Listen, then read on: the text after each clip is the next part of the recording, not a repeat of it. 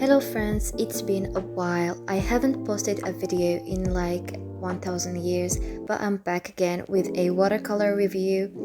I got these back in April and I filmed this video in April, but I only got the chance to edit it now in September. To be honest, I have never heard of this brand before, Keep Smiling, quite positive. But they were cheap, so I had to get them. This is the 12 color pack. The colors don't have any names, they just come with numbers. It comes in this small little box which I had trouble opening. It's quite a small white box which is very good for traveling, for example.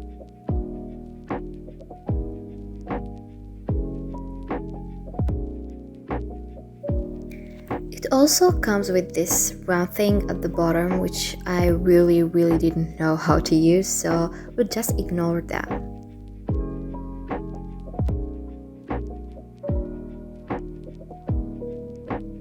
Now let's open the box. Ta-da! These are the colors.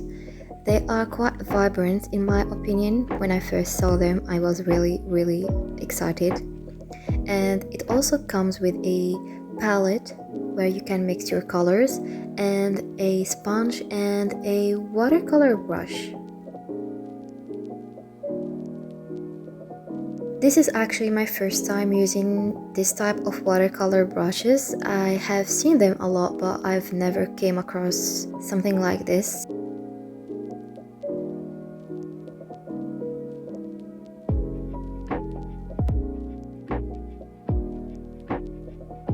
So you basically fill it with water and you squeeze the body and the water comes out. And you use that water to mix the paint. I personally didn't know how much water I should be squeezing, so I ended up diluting the paint way too much and it was too watery. I remember when I first touched this red color, I thought it was way vibrant and it was amazing. So I start by laying down the color wet on dry to see like how it reacts with the paper. And I didn't know really how to clean this brush, so I kept squeezing the water instead of just like shaking it.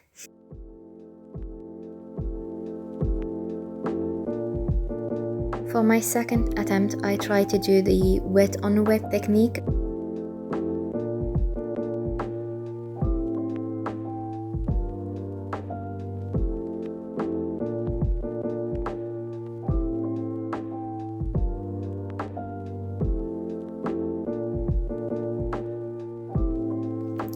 I think the orange color is too yellow.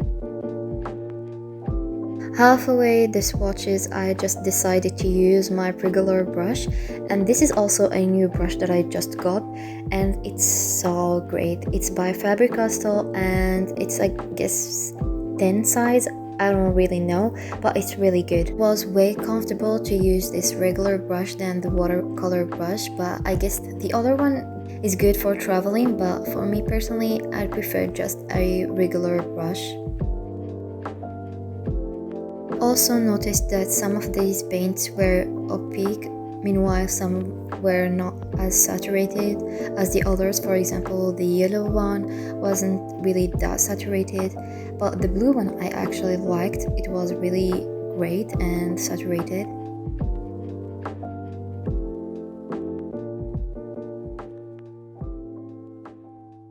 The green bluish color was actually my favorite.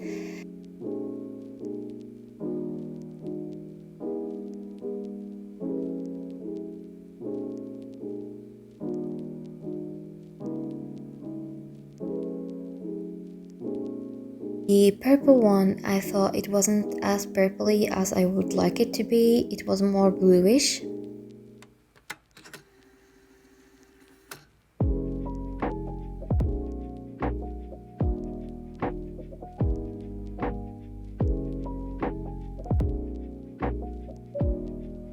There was also this really interesting yellow brownish color, which was really opaque and I loved it. Oh, the black. The black has to be my favorite.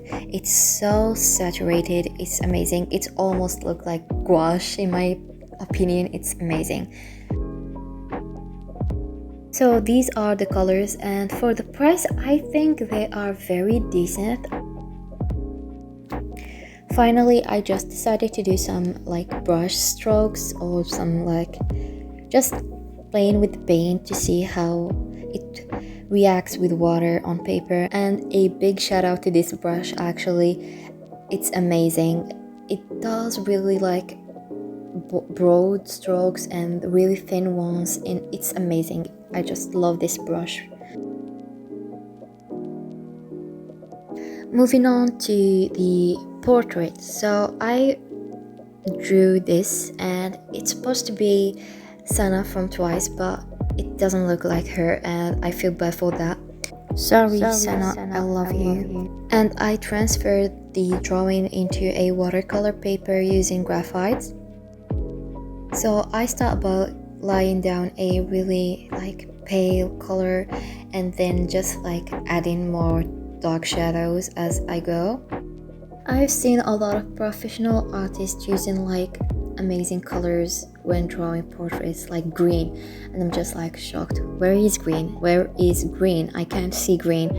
And I'm way too terrified to even add a little bit of pink.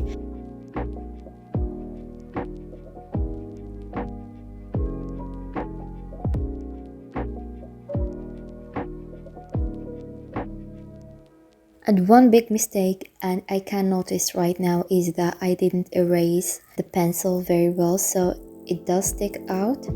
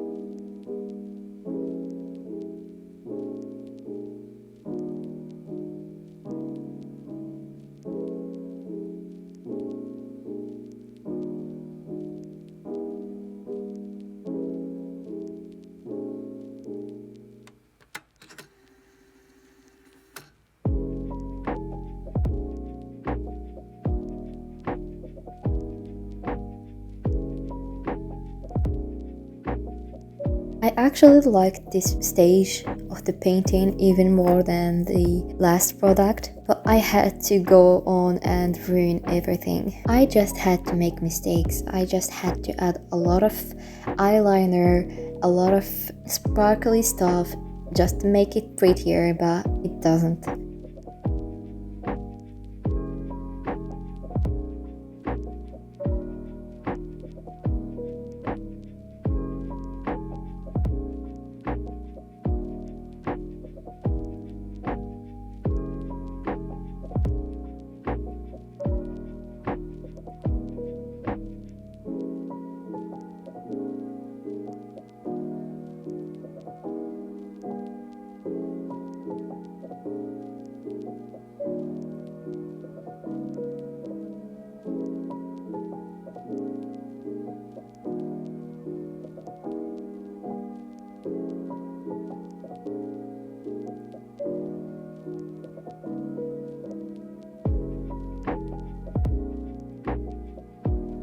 Hair has to be the thing that I hate the most. No matter how hard I try, I can never understand hair. I know it comes from like an origin and it's like a 3D shape, blah blah blah.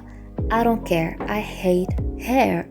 I never learned how to draw hair. No matter how hard I try, it's overwhelming. I hate looking at it. And why does it look like the hair is growing from her ears? Why? To hide all my weaknesses and my hatred towards hair, I just add a lot of strokes. In whatever direction, just a lot of strokes. Grass, strokes, anything. And her hair is supposed to be blonde, really blonde, and I ended up with this yellow, brown, whatever this is, I don't really know. Excuse my aggressiveness, if that's English, but things like this irritates me.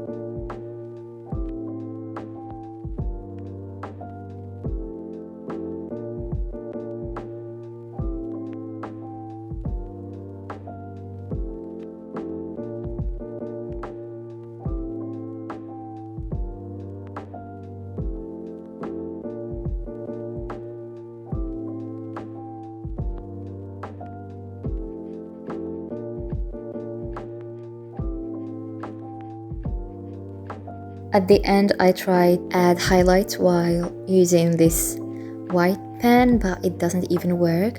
And for some reason, I decided to add eyelashes with like a brush pen. Worst decision ever. Don't do that. Get some help.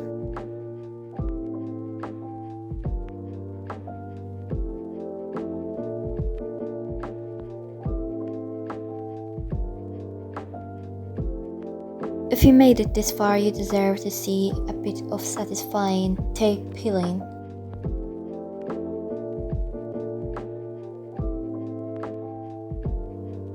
This is the final product, and to be honest, these watercolors are amazing. I'm just like not so good at doing watercolors, but they are quite vibrant, easy to work with, amazing colors. I love them. I'm going to use them a lot in the future. Thank you for watching my video and for staying even though I didn't say. See you soon.